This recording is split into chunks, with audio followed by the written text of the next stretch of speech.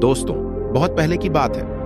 एक राज्य का राजा अपने अशांत मन से बहुत परेशान था। वह राजा अपने अशांत मन को शांत करने का बहुत प्रयास करता है, लेकिन वह अपने मन को शांत नहीं कर पाता। वह अपने मन की अशांति से इतना परेशान हो चुका होता है कि वह इसे शांत करने के लिए अलग अलग तरीकों को अपनाता है, हर संभव प्रयास करता है जो वह कर सकता है।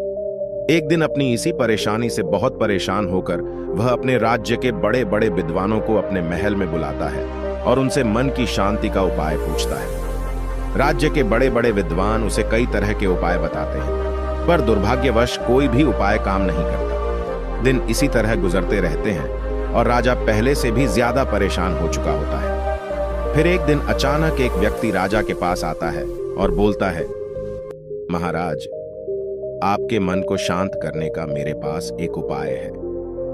राजा जैसे ही उस व्यक्ति की बात सुनता है, वह बहुत खुश हो जाता है और उस व्यक्ति से कहता है, यदि तुमने मुझे मेरे अशांत मन को शांत करने का कोई उपाय बता दिया तो मैं तुम्हें इतना धन दूंगा जितना तुमने कभी सोचा भी नहीं होगा, और ना ही तुमने जीवन में इतना धन देखा होगा। वह व्यक्ति राजा से कहता है कि महाराज, आपके मन की शांति का उपाय मैं तो नहीं बता सकता, पर मैं एक सन्यासी को जानता हूं जो आपका मन शांत कर सकते हैं।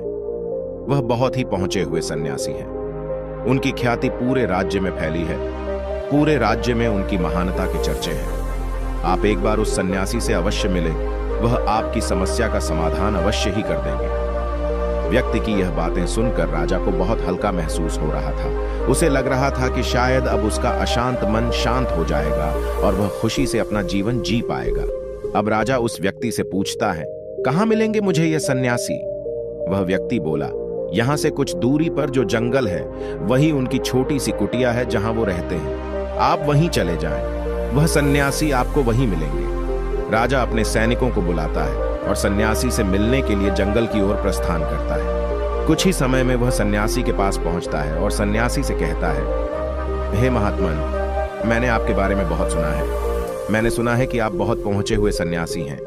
आप लोगों की समस्याओं का हल बता देते हैं। मैं एक राज्य का राजा हूं और बहुत दूर से आपसे मिलने आया हूं। इतना कहकर राजा चुप हो जाता है और देखता है कि सन्यासी उसे अनदेखा कर रहे हैं। फिर राजा सोचता है कि शायद सन्यासी ने मुझे सुना नहीं, इसलिए राजा फिर से कहता है महात्मन, मैंने सुना है कि आप बहुत पहुंचे हुए सन्यासी हैं। क्या आप मेरी समस्या का समाधान भी कर सकते हैं? सन्यासी अभी राजा की किसी भी प्रश्न का उत्तर नहीं देते और बस मौन बने रहते हैं। सन्यासी को मौन देखकर राजा को बहुत आश्चर्य होता है। राजा मन ही मन सोचता है कि सन्यासियों उसे कोई उत्तर क्यों नहीं दे रहे हैं। अब हार थककर राजा मुद्दे की बात पर आता है और सन्यासी से पूछता है, महात्मन, क्या आप मेरे मन को शांत कर सकते हैं? राजा की बात सुनकर सन्यासी मुस्कुराते हैं और राजा से पूछते हैं, तुम्हारा मन अशांत क्यों है? राजा कहता है, वैसे तो मेरे पास सब कुछ है, किसी चीज की कोई कमी नहीं है। मेरे पास इतना धन है जिसका मुझे कोई अंदाजा भी नहीं। सभी तरह की सुख सुविधाएं मेरे पास हैं और राज्य के सभी लोग मेरा बहुत सम्मान करते हैं। उनके मन में मेरे लिए बहुत आदर है। मैंने अपने जीवन में बहुत सारे दान पुण्य भी किए हैं। बस मेरे जीवन में एक ही चीज की कमी है कि मेरा मन शांत नहीं रहता है। कभी कभी यह शांत भी हो जाता है, लेकिन कुछ ही समय बाद अशांति फिर से मुझे घेर लेती है। क्या आप मेरे मन को शांत कर सकते हैं? मैं बड़ी आशा और उम्मीद लेकर आपके पास आया हूं। मैं अपने जीवन में सारे उपाय कर चुका हूं, बस आप ही मेरी अंतिम आशा हो। राजा की यह सारी बातें सुनकर सन्यासी कहते हैं, बिल्कुल, मैं तुम्हारे मन को शांत कर सकता हूं। राजा बहुत खुश हो जाता है और कहता है महात्मन, उसके लिए मुझे क्या करना होगा? सन्यासी मुस्कुराते हुए कहते हैं, तुम कल सुबह मेरे पास आना, पर ध्यान रहे बिल्कुल अकेले आना। राजा कहते हैं, ठीक है, मैं कल सवेरे आपके पास आ जाऊंगा। आगे सन्यासी कहते हैं कि एक बात और, ध्यान रहे अपने अशांत मन को साथ लाना। इतना सुनकर राजा आश्चर्य में पड़ जाता है और सोचता है, यह कैसी बात है भला? राजा कहता है, महात्मन, आप ये क्या कह रहे हैं? मैं समझ नहीं पाया, कृपया करके एक और बार बताइए। सन्यासी राजा से कहते हैं, मैं तुमसे कह रहा हूं कि तुम कल सुबह जल्दी आना और अपने अशांत मन को साथ लेकर आना। कहीं ऐसा ना हो जाए कि तुम उसे अपने महल में ही छोड़ा। सन्यासी की बातें राजा को समझ नहीं आ रही थी। वह सोचने लगा कि यह सन्यासी कोई पागल तो नहीं है, पर क्योंकि सन्यासी राजा की आखिरी उम्मीद थे, उसके पास कोई दूसरा विकल्प नहीं था, इसलिए वह सोचता है कि चलो एक बार प्रयास कर ही लेना चाहिए। अगले दिन राजा सुबह सुबह उठकर अकेले ही सन्यासी के पास पहुंचता है और कहता है, महात्मन, मैं आ गया।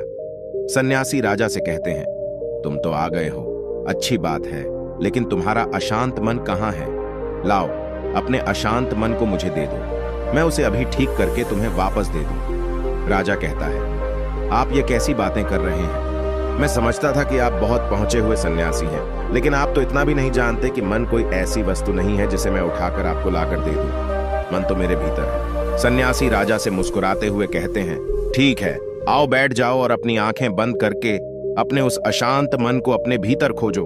राजा अपनी आंखें बंद करके बैठ जाता है और अपने उस अशांत मन को अपने भीतर खोजने का प्रयास करता है। वह बहुत देर तक आंखें बंद करके बैठा रहता है। बहुत देर तक आंखें बंद करके बैठे रहने के बाद सन्यासी राजा के कंधे पर हाथ रखकर कहते हैं, आंखें खोलो। राजा अपनी आंखें खोलता है। सन्यासी राजा से पूछते हैं, क्या तुम्हें तुम्हारा अशांत मन मिला?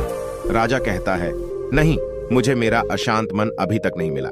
सन्यासी राजा से कहते हैं, चलो कोई बात नहीं, अब तुम कल प्रयास करना, आज के लिए इतनी खोज पर्याप्त थी। इतना सुनकर राजा सन्यासी से आज्ञा लेकर अपने महल वापस लौट जाता है। अगले दिन फिर सुबह सुबह राजा सन्यासी के पास पहुंच जाता है और वैसा ही करता है जैसा उसने कल किया था। राजा अपनी आंखें बंद करके बैठ जाता है और अपने उस अशांत मन को अपने भीतर खोजने का प्रयास करने लगता है। बहुत देर तक राजा अपनी आंखों को बंद किए बैठा रहता है। थोड़ी देर बाद सन्यासी फिर से राजा के कंधे पर हाथ रखते हैं और कहते हैं, क्या तुम्हें तुम्हारा अशांत मन मिला? राजा बड़ी शांत आवाज में सन्यासी से कहता है, नहीं, मुझे मेरा अशांत मन आज भी नहीं मिला। सन्यासी राजा से कहते हैं, ठीक है, कोई बात नहीं, आज के लिए इतना ही पर्याप्त है, अब तुम कल आना। फिर से राजा सन्यासी से आज्ञा लेकर अपने महल को वापस लौट जाता है। अगले दिन सुबह फिर राजा सन्यासी के पास पहुंचता है और बिल्कुल वैसा ही करता है जैसा वह पिछले 2 दिनों से कर रहा था। वह अपनी आंखें बंद करता है और बैठ जाता है और अपने उस अशांत मन को खोजने का प्रयास शुरू कर देता है। राजा अपनी आंखें बंद करके बैठा रहता है। उधर सन्यासी आज राजा के कंधे पर हाथ रखकर उसकी आंखें नहीं खुलवाते। राजा बस अपनी आंखें बंद करके बैठा रहता है। काफी समय बीत जाता है, वह फिर भी बैठा रहता है। इस बीच सन्यासी राजा के पास ही बैठे रहते हैं। पूरा दिन बीत जाता है, पूरी रात बीत जाती है, पर राजा अपनी आंखें नहीं खोलता। वह अपनी आंखें बंद करके बस बैठा रहता है और अपने उस अशांत मन को ढूंढ रहा होता है। ऐसा करते करते एक पूरा दिन बीत जाता है। अगले दिन सुबह राजा की आंखें खुलती हैं और जैसे ही राजा की आंखें खुलती हैं, राजा अपने आप को सन्यासी के चरणों में नतमस्तक कर देता है और कहता है कि यह सन्यासी, मुझे मेरा अशांत मन तो कहीं नहीं मिला, पर वह शांति जिसे मैं ढूंढ रहा था वह मुझे जरूर मिल गई। आप धन्य हैं। मैं जीवन भर आपका शुक्रगुजार रहूंगा कि आपने मुझे इस शांति को खोजने में मेरी सहायता की। दोस्तों, इस कहानी से हमें यह सीखने को मिलता है कि अगर हमारा मन अशांत हो तो हमें उसे शांत करने के लिए बाहरी सामग्री की तलाश करने की बजाय अपने अंदर की गहराइयों में जाने की कोशिश करनी चाहिए। हमें अपनी भीतरी शांति को पहचानने का प्रयास करना चाहिए, क्योंकि शांति वास्तव में हमारे हृदय में होती है, न कि बाहरी दुनिया में। सन्यासी ने राजा को यह सिखाया कि शांति को पाने के लिए हमें ध्यान और साधना की आवश्यकता होती है, और कभी-कभी इसमें कुछ समय लग सकता है। हमें अपने अशांत मन को खोजने में विश्वास रखना चाहिए और इस प्रक्रिया को धैर्य से और प्रतिरोध न करके आगे बढ़ना चाहिए।